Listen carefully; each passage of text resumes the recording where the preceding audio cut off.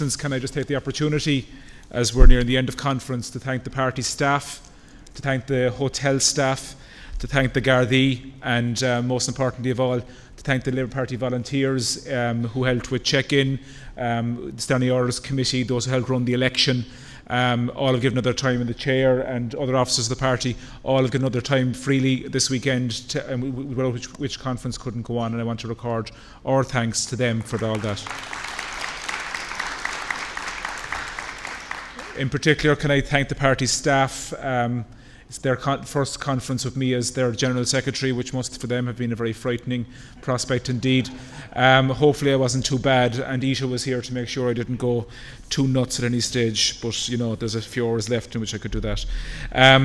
Just to deal with the motions, delegates, if I can, just to, I suppose, to reiterate what Richard said in proposing motions 85, 86, 87 and 88. There was a significant issue the last time we were in Killarney that there were 141 motions put forward for debate, and we simply fell into a situation that a whole lot of motions fell off the agenda at the end and had to be dealt with by means of referral back, and that took an awful lot of time. It isn't terribly satisfactory that we have to refer back motions simply because of time constraints. And, depending on where you're placed on the agenda, you could end up having your motion taken or not taken, and that isn't terribly fair either, because it doesn't reflect what may or may not be an important issue at the time. And everyone's emotion, in fairness, is important to them at the time. These motions, and just to point out, it wasn't just the last Killarney conference this happened at, but the previous conference that we'd held in Galway, we similarly had absolute slaughter at the party affairs section, because there was, we're mandated by standing orders to finish at 1:30. It is now 5-1. We'll get there easily and everything is fine because we have 99 motions. But with 141 or 150 motions, an indeterminate number of motions, we simply wouldn't be in the position to take them all.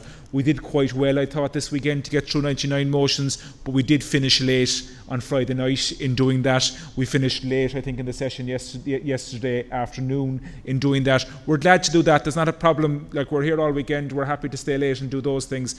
But, at 1 o'clock on a Saturday, if someone's motion was to fall off the agenda, they possibly had a train to catch or to get off and do something else, and that isn't terribly fair either. So these are an honest attempt, I think, by the Central Council to offer delegates a choice as to how we might amend the standing orders in such a way as to limit the amount of motions or to deal with motions in slightly different ways, if necessary, and only if necessary.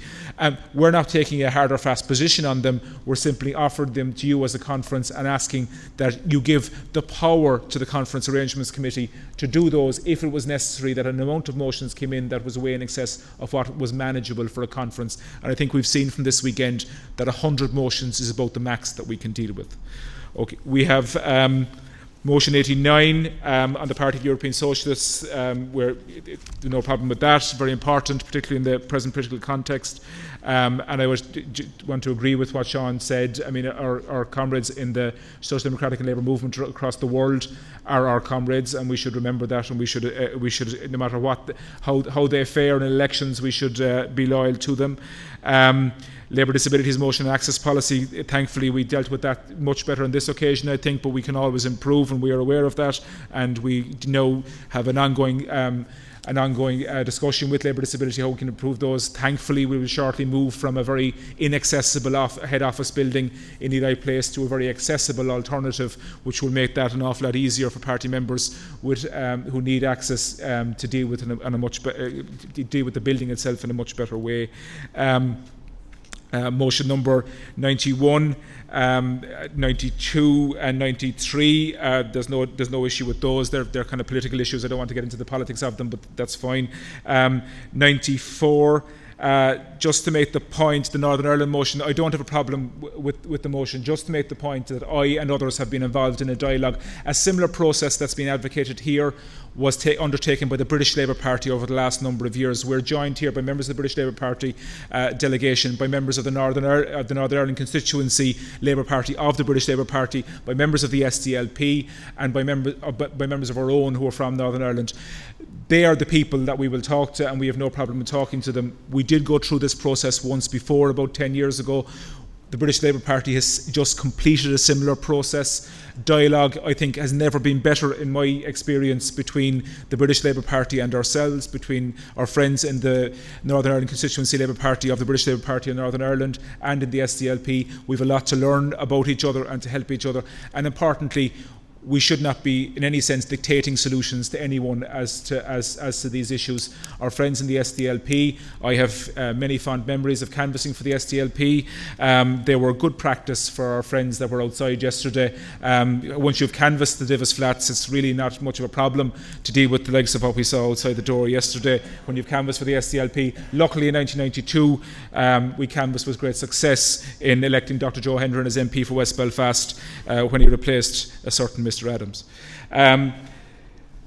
So we have no problem with the motion, but obviously there are issues, and it's not there's not a simple answer to it. No problem with the Ashburn motion looking for executive board to deal with. Oh, sorry, it fell. I'm sorry. Excuse me. UCC Jim Kemmy raised an interesting issue. It really goes beyond the issue of one member, one vote at conferences. We now have one member, one vote at conferences in this party for practically everything, at selection conventions, etc.